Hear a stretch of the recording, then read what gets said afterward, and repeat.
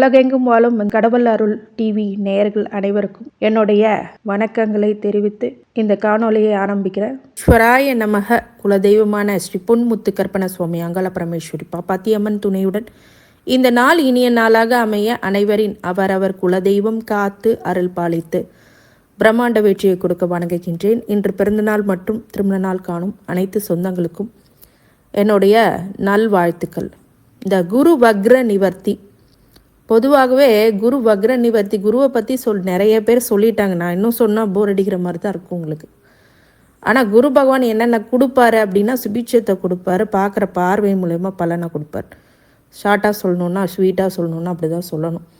2025 பிப்ரவரி 4 அன்றைக்கு மதியம் 1:46 மணிக்கு வக்ர நிவர்த்தி அடைகிறார். குரு வக்ர நிவர்த்திக்கு பிறகு வரும் மே 14 புதன்கிழமை இரவு 11:20 மணிக்கு குரு பயிற்சி மிதுன ராசியில் நடைபெறுது.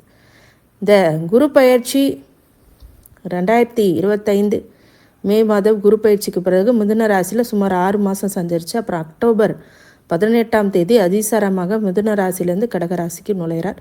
2025 குரு பயிற்சி மற்றும் குரு வக்ர நிவர்த்தி அப்படி காரணமாக நிறைய என்னென்ன ராசிக்காரங்களுக்கு பாதகங்கள் என்ன, சாதகங்கள் என்ன, தொல்லை வியாபாரத்தில் பெரும் வெற்றி பெறுவர்கள் யார், அதன் மூலியமாக சில பேர் சங்கடத்தை அனுபவிப்பவர்கள் யார் யார் என்று நாம் பார்ப்போம். இந்த பதிவு உங்களுக்கு ஷார்ட் அண்ட் ஸ்வீட்டாக போடுறேன். அதை முக்கியமானது நீங்கள் பார்த்துக்குங்க. அதுவே உங்களுக்கு மிகப்பெரிய அளவில் புரிதலை ஏற்படுத்தும். அதன் பிறகு நீங்கள் ப்ரீ பிளான் பண்ணிக்கலாம், இது ஈஸியாக இருக்கும்.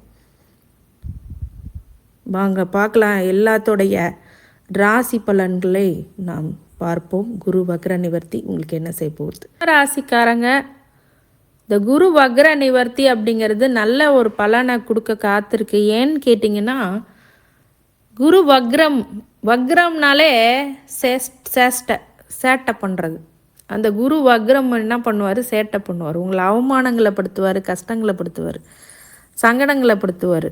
ஆனால் என்ன பண்ணுது இந்த குரு, இந்த ஜென்ம குரு இப்போ வனவாசம்தான். ஆனாலும் அந்த வக்ரம் ஆகும்போது மிகப்பெரிய கெடு பலன்களையும் கொடுத்துருக்கும். வக்ரம் சேஷ்டை தான் என்றைக்குமே, பல மடங்கு அது பவர் ஆகிடும். குரு வக்ரம் அது நிவர்த்தி அடையும் போது சாதாரண பலனை உங்களுக்கு கொடுத்துரும். பெரிய ஜென்ம குரு வனவாசமாக இருந்தால் கூட வக்ரம் அடையும் போது பவர் அதிகமாக இருந்திருக்கும். உடல்நிலையில் பிரச்சனை, மனநிலையில் பிரச்சனை, கஷ்டங்கள், சங்கடங்கள், நோய்வாய் ஏற்படுறது, வேலையில் பிரச்சனை, வேலையில் விருப்பமில்லாத இடமாற்றம், பணியிடத்தில் போராட்டமான ஒரு சூழ்நிலை, சக ஊழியர்களோட கருத்து வேறுபாடு, இப்படி பல சங்கடங்களை கொடுத்துருக்கும்.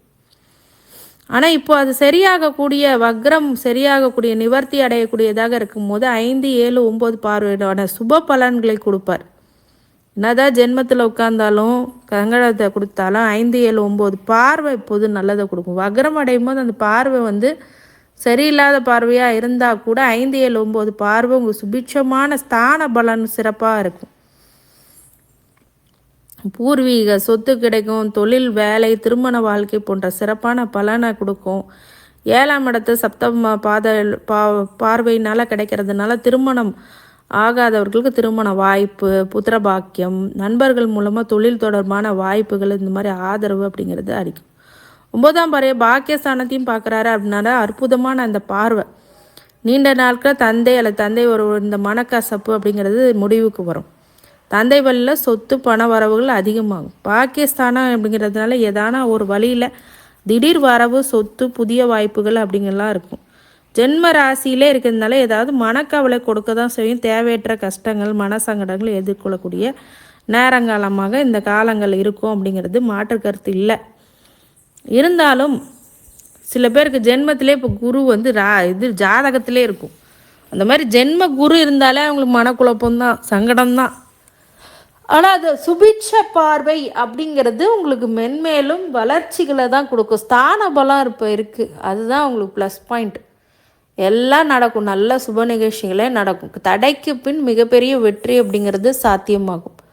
ரொம்ப நாளாக நீங்கள் நினச்சிட்டு இருந்த ஆசைகள், நிறைவேறாமல் இருந்த காரியங்கள் எல்லாம் நிறைவேற்றிடுவீங்க. அதுவாகவே நடக்கும், நீங்கள் செய்யவே தேவையில்லை. உங்கள் மனக்குழப்பம், மனசங்கடம் குரு கொடுத்தாலும் ஸ்தான பலங்கள் பார்வைப்படுறதுனால நிறைய முன்னேற்றங்கள் கொடுக்கக்கூடியதாக இந்த குரு வக்ர நிவர்த்தி செய்யும். குரு வக்ரம் அப்படின்னாலே இந்த குரு வக்ரம் வந்து வக்ர பார்வை அப்படின்றது சொல்லுவாங்க. இந்த வக்ர பார்வை சரியில்லைனாலும் நிவர்த்தி அடையும் போது எல்லாமே ப்ளஸ் பாயிண்ட்டாக கொடுக்கும். இந்த நாளை பயன்படுத்திக்கிட்டீங்க அப்படின்னா ரிஷபராசிக்காரங்களுக்கு நன்மைகள் அதிக அளவில் கண்டிப்பாக கொடுக்கும். மாற்றங்களை எதிர்நோக்கி தான் நீங்கள் போயிட்டுருக்கீங்க. அடுத்தது மிதுனத்துக்கு போயிடுச்சுன்னா உங்கள் ரிஷபத்துக்கு எந்த பிரச்சனையுமே இல்லை. அது வரைக்கும் சங்கடம், தனிமைப்படுத்துறது உங்களை தனிமைப்படுத்தும்.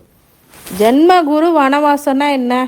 எல்லா உற்றார் உறவினர்கள், உங்களுடைய நண்பர்கள் எல்லாத்தையும் விட்டுட்டு போவீங்க, தனிமைப்படுத்தப்படுவீர்கள். ஆனால் அந்த ஸ்தான பலம் எல்லாமே உங்களுக்கு ஒர்க் அவுட் ஆகும். குடும்பம் இல்லைன்னா குடும்பம் அமையும். உங்களுடைய 5, 7, 9 அப்படின்றது குழந்தை பாக்கியம். அதே மாதிரி பாக்கியஸ்தானம் எல்லாமே வேலை செய்யும்.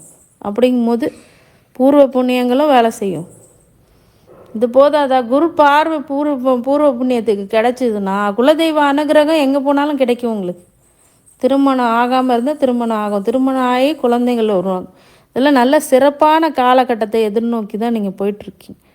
அப்படிங்கும்போது நல்ல ஏற்றங்களையும் மாற்றங்களையும் இந்த ரிஷபராசிக்காரங்களுக்கு கொடுத்தே தீரும். இது உண்மையான ஒரு விஷயம். அதனால் இந்த காலங்களை பயன்படுத்தி உங்கள் பொருளாதார ரீதியாகவும் உங்களுக்கு ஏற்படுகின்ற அடிப்படை விஷயங்கள், கல்யாணம், திருமணம், குழந்தை பாக்கியம், பாக்கியஸ்தானத்தில் உள்ள சொத்து சுகங்கள், இது எல்லாமே கொடுக்கும். அதுவே போதுமானது. ஸ்தான பலம் இதெல்லாம் ரிஷபராசிக்கு இந்த குரு வக்ர நிவர்த்தி அள்ளி கொடுக்க காத்திருக்கு. அதை வாங்கிக்க நீங்கள் ரெடியாக இருக்கணும். என்னதான் மனக்குழப்பங்கள், சங்கடங்கள் கொடுத்தாலும் மிகப்பெரிய வெற்றி அது கண்டிப்பாக கொடுத்தே தீரும். இந்த குரு வக்ர நிவர்த்தி ஆகும்போது வியாழக்கிழமைகளில் தட்சிணாமூர்த்தியை வழிபடுறது மிகப்பெரிய ஏற்றத்தை, அது பொருளாதார ரீதியாக உள்ள சங்கடத்தையும் மனக்குழப்பத்தையும் சங்கடத்தையும் நிவர்த்தி பெறக்கூடிய ஒரு நல்ல விஷயமாக இந்த காலகட்டங்கள் உங்களுக்கு செய்து கொடுக்கும். கடவுளுடைய அருள் எப்போதும் இருக்க வேண்டும் என்று நான் வாழ்த்துகின்றேன். வாழ்க வளமுடன். திருச்சிற்றம்பலம். கடவுள் அருள் டிவியை பார்த்தமைக்கு நன்றிகள். மேலும் இது போன்ற தகவல்களை தெரிந்து கொள்ள கடவுள் அருள் டிவியை சப்ஸ்கிரைப் செய்யுங்கள். மறக்காமல் பெல் ஐக்கானை கிளிக் செய்யுங்கள்.